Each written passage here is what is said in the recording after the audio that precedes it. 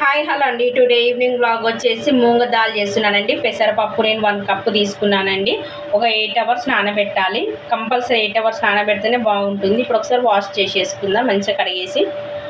ఇలా ఒక 2 టైమ్స్ మంచిగా వాటర్లో కడిగేసుకుందామండి, ఎందుకంటే స్మెల్ వస్తుంది కదా. 8 అవర్స్ నానబెట్టాను నేను.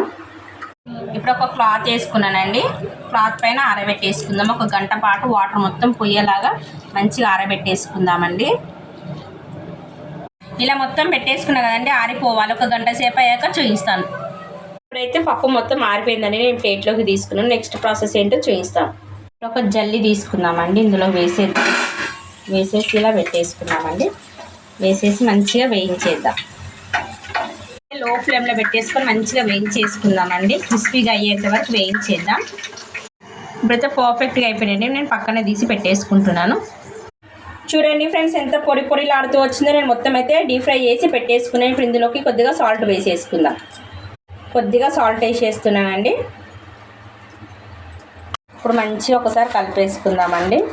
సేమ్ మనకి బయట దొరికే మూంగ్ దాల్ లానే పొడి పొడిగా వచ్చిందండి. తప్పకుండా ట్రై చేయండి ఫ్రెండ్స్. పిల్లలు అయితే భలే ఇష్టంగా తింటారు, పిల్లలు పెద్దలు. ఇప్పుడైతే నేను సర్వింగ్ బౌల్లోకి వేసేసుకుంటున్నానండి అన్నీ.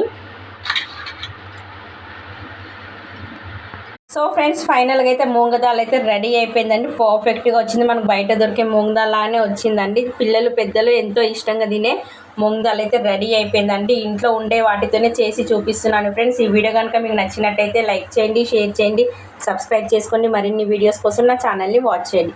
Okay friends, bye.